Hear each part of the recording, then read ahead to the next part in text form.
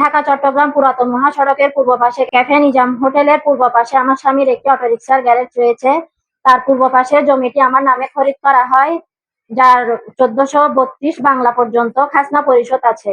একই ইউনিয়নের ৯ নং ওয়ার্ডের মোহাম্মদ হোসেন, আমির হোসেন ও নুরুল আলম কেরানীগঞ্জ তারা পরস্পর যোগসাজশে দীর্ঘদিন যাবৎ লোকবলে বলীয়ান হইয়া নিম্ন তফসিলোক্ত সম্পত্তি জবরদখলের পায়তারা করিয়া আসিতেছিল। এরই প্রেক্ষিতে নুরুল আলমগণ আমাদেরকে হয়রানি করার লক্ষ্যে বিজ্ঞ আদালতে অপর মোকদ্দমা ১৫৪/২৫ দায়ের করেন। তৎপ্রেক্ষিতে বিজ্ঞ আদালত নিম্ন তফসিলোক্ত সম্পত্তিতে নুরুল আলম কেরানীগঞ্জের প্রতি নিষেধাজ্ঞা আরোপ করেন। নুরুল আলম কেরানীগঞ্জ দীর্ঘ পরিকল্পনা করিয়া নিম্ন তফসিলোক্ত সম্পত্তি জোর জবরদখলে দখল করিতে না পারায় গত ২১ তারিখ ২ মাস ২০২৬ ইংরেজি তারিখে রাত আনুমানিক 11:30টায় ৫-৬ জনকে সাথে নিয়ে দলবদ্ধ হইয়া হাতে ধারালো কিরিচ, ধামা, লোহা, রডসহ দেশীয় অস্ত্রশস্ত্রে সজ্জিত হইয়া অনধিকারভাবে বিজ্ঞ আদালতের আদেশ অমান্য করিয়া জোরপূর্বক নিম্ন তফসিলোক্ত সম্পত্তি দখল করার লক্ষ্যে সম্পত্তি ভাঙচুর করে।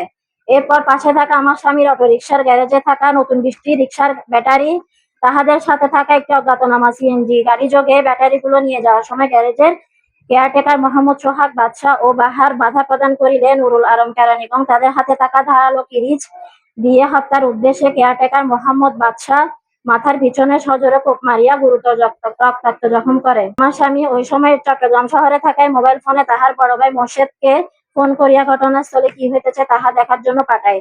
মোর্শেদ ভাই গ্যারেজে প্রবেশ করার মাত্র নুরুল আলম কেরানীগঞ্জ তাদের হাতে থাকা ধারালো ধামা দ্বারা হত্যার উদ্দেশ্যে মাথা লক্ষ্য করিয়া কোপ মারে। মোর্শেদ ভাইয়ের বাম কানের নিচে লাগিয়া গুরুতর রক্তাক্ত জখম হয়। আহতরা সৌর চিৎকার করিতে থাকিলে নুরুল আলম কেরানীগঞ্জ লুণ্ঠিত ব্যাটারি নিয়া লোকজনের সহায়তায় সিএনজি যোগে সীতাকুণ্ড উপজেলা স্বাস্থ্য কমপ্লেক্সে গিয়া চিকিৎসা গ্রহণ করে। কর্তব্যরত চিকিৎসক মোহাম্মদ সোহাগ বাদশাহ ও বাহারদ্বয়ের অবস্থা গুরুতর হওয়ায় তাদেরকে চট্টগ্রাম মেডিকেলে রেফার করে। বর্তমানে তারা চট্টগ্রাম মেডিকেলে আছেন। এদিকে ঘটনা খবর পেয়ে সীতাকুণ্ড থানার round duty police SI Idris ঘটনাস্থলে এসে নুরুল আলম কেরানীগঞ্জের হাতে থাকা দেশীয় অস্ত্রসহ কয়েকজন আটক করে থানায় নিয়ে যায়, পরে তাদেরকে ছেড়ে দেয়।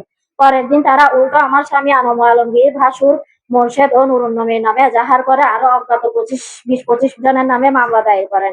আমার স্বামী মোহাম্মদ আলমগীর ৭ নং ওয়ার্ডের সাবেক মেম্বার ছিলেন এবং বাংলাদেশ জাতীয়তাবাদী যুবদলের কুমিরা ইউনিয়নের সভাপতি হিসেবে দীর্ঘদিন ধরে দায়িত্ব পালন করে আসছিলেন।